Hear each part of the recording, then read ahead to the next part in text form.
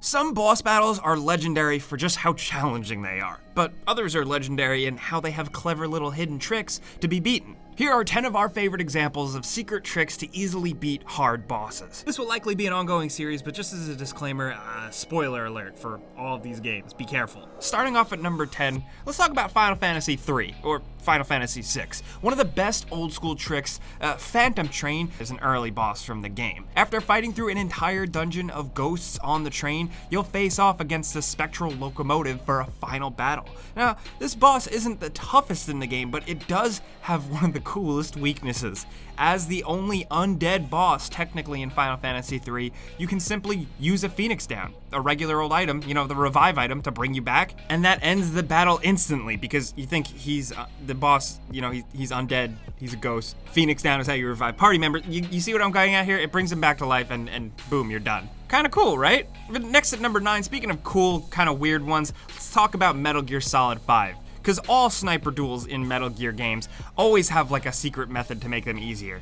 Compared to something like using the rockets in the original game to outsmart Sniper Wolf, Quiet in 5 is a little different. You won't have access to cool high-tech remote rockets when you fight her, so you can use something a little more simple. You can summon supply drops right on top of her. The ammo crates you can call in defeat her in about 2 hits. Like, you just boink, you like right on the dome. Like, you've seen the Donkey videos, you know how this works, but it's actually a thing. It's actually a proper way to beat the boss, right on the head, meaning you don't even have to exchange any sniper shots to defeat her, which is another one that's just kind of cool and dumb. But next at number 8, let's talk about Divinity Original Sin. The final boss, the Void Dragon in Divinity Original Sin, is a crazy challenge for anyone that's unprepared. It has a huge amount of health, and you'll need to be prepared for a lengthy fight to just take this sucker down for good.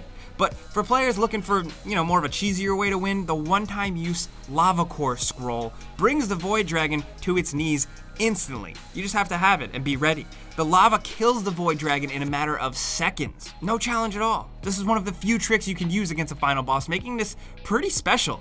And really, Divinity Original Sin is cool for a lot of reasons. This little special thing is really just a drop in the bucket. We've never done it before you buy on that game, but damn it, you should play it. But anyway, let's move on, I digress. Next at number 7, let's talk about The Legend of Zelda 2 and the Dark Link battle. One of the hardest final bosses on the NES has one of the best counters. You just have to crouch with your shield. This boss is notoriously difficult with a really uncanny ability to slap even the best players. It's a difficult mirror match style thing, pitting Link versus a dark image of himself that also appears in many other Zelda games going forward. To topple this seemingly insurmountable dude of an opponent, it's all about playing defensively. Just crouch in the back left corner and attack wildly. You'll still take a few hits, but it makes the fight so much easier. It's like stupid. And after the brutal final dungeon, it's kind of a relief just to complete this game. Next up at number 6, let's talk about Resident Evil 7 and Jack Baker. This dude is an unstoppable madman in RE7, and your first major encounter in the garage with him is a really harrowing experience. Sure, it's not the hardest, but it's incredibly tense, and for your first time, you might be freaking out and panicking. In this fight, you'll just have to survive long enough. Eventually, Jack will take a set of car keys and go grab the car and go for this random joyride around the garage, crashing into everything. But you can actually beat him to the punch without firing any bullets too. If you grab the car keys first, make a beeline right for the car, get in, start it, and go quick enough before he has the animation to grab you and pull you out, you can actually ram into Jack, leading to a cutscene where he gets stuck in the flaming wreckage of the car. The burning body of Jack then steps out but eventually collapses thanks to the fire. This is really one of the best alternative methods for fighting a boss in a Resident Evil game, hands down, and it's one of the most cinematic. It's freaking crazy, but just really, if you're playing for the first time, go for the car keys. Next at number 5, let's talk about Dragon Quest XI, because Kalasmos is an aggravatingly difficult post-game boss. And he's also the true villain of the game. Defeating him is incredibly difficult unless you use a really particular trick. As you play through the post-game, you'll be able to acquire the Super Sword of Light. In the battle against Kalasmos, he's covered in this purple energy. And to dispel that energy, you have to do something you never have had to do for the entire game. Use a weapon like an item. So if you use the Super Sword of Light, you severely weaken Kalasmos and make him way more beatable for lower level players. Weirdly enough, the Super Sword of Light is hardly super at all. It's not even a very good weapon. You'll find much better swords in the postgame. But still, it's the thing that works for fighting him. You gotta do what you gotta do, so yeah. Next up at number 4, let's talk about Persona 5 and the Reaper. He is one of the deadliest opponents in Persona 5. This ultimate killing machine is only possible to defeat by normal means by the very end of the game, and even then, it's pretty difficult. That is, unless you enter his dungeon mementos during flu season in the in-game cycle. You know, the seasons change how enemies react, and flu seasons gives every enemy allergies. That includes the Reaper himself. So if you face the Reaper during flu season, he'll gain a debuff called Despair, meaning he'll simply die after 3 turns. That's it. This is one of the best ways to gain a huge amount of XP really quickly. It's just a little sad to see the Reaper go down from just having a cold. But hey, it's a hard and long game. You gotta do what you gotta do, right? Now next at number 3, we gotta talk about Dead Rising 3 and talk about the boss centered around Lust, aka Dylan Fuentes. Now the weird psycho bosses of the Dead Rising series always have their quirks, but this guy might be one of the most lewd.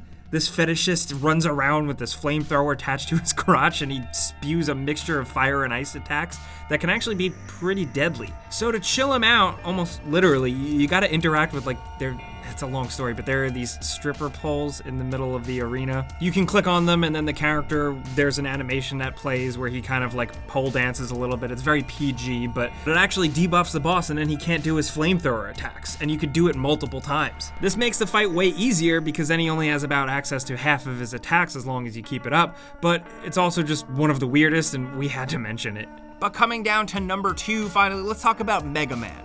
One of the most annoying bosses in video game history, also has one of the best exploits. The Yellow Devil is an endgame boss that always appears in the final Wily stages of any Mega Man game. Instead of attacking you directly, he transforms into blocks that sweep across the arena and deal extreme damage. Even if you've never played it, you've probably seen this before. Not only does this all do a lot of damage, these fights tend to be really long and pretty grueling. So to shorten things up, you can use a pause trick on NES. Fire a lightning attack like the Thunder Beam at Yellow Devil's weak spot, then pause, and unpause, and pause again. The boss will continue to take damage until it's dead from a single shot. Yeah, it's a big bad cheese, but that's kind of the point of this video. It's not a bad way to end the game, if you ask me. Sure, you might want to say you cheated not only the game, but you cheated yourself. But that is a debate for a whole nother video. Let's move on to number 1 and talk about one of our personal favorites. One of the best boss fights in video game history, The End. It's a legendary sniper duel in Metal Gear Solid 3. This master of stealth and old world sniper is incredibly difficult to pinpoint and track down throughout multiple loading screens of a giant level, and the legitimate fight against him can take hours to complete. You'll see him, he'll fire and retreat, vice versa, maybe you get a shot at him and he hides. The constant sneaking and tactical repositioning can take a really long time. And I'm not exaggerating. Now, if you're looking for a shorter way, The End will eventually die. He's an old man. He'll die if a week passes on your PlayStation console's internal clock. To speed things up, you can simply manually change the settings of your clock internally, and then instantly, The End is the end. Look, the Metal Gear games are full of strange secrets. This is Hideo Kojima as hell, and it's one of the best examples. But it's just so rare that you can use an in-game clock to defeat a hard boss. But it is the absolute point and reason why we're making this video, stuff like this. But we got one more for you as a bonus. We gotta talk about the original Deus Ex because it's awesome. Because in the game, nothing is really as it seems, and that's especially true of Gunther Hermann, the, at this point, really iconic giant cyborg dude that you'll face off against later in the story. He joins UNATCO early and turns on our hero, JC Denton, and betrays him. You'll be forced to face off against him in this whole big scene, but as you know, the Deus Ex games are totally open-ended, and if you kind of creep and snoop around beforehand, it's possible to actually discover a secret kill phrase. So if you speak this kill phrase during your final confrontation with Gunther, you'll kill him instantly. That's it. No fight at all. The phrase itself is Laputan Machine, a reference to the Laputa, if that's even how you pronounce it, civilization from Gulliver's Travels. The Laputans build incredible machines, but they weren't practical at all, just like Gunther. And boom, that's why he's dead now. There are plenty of other bosses out there that can be defeated by weird, unconventional cheats, tricks, or cheeses. So we want to hear any examples you guys got down in the comments. Let us know one of your favorite boss encounters that can be made easier through some weird thing. Of course, if you got anything for us, let us know in the comments, but if you enjoyed this video, clicking the like button is the best way you can help us out if you learned something. We really would appreciate that. But if you're new, it's worth considering subscribing and maybe hitting that notification bell because we put out videos every single day. But either way, as always, thanks for watching, and we'll see you guys next time.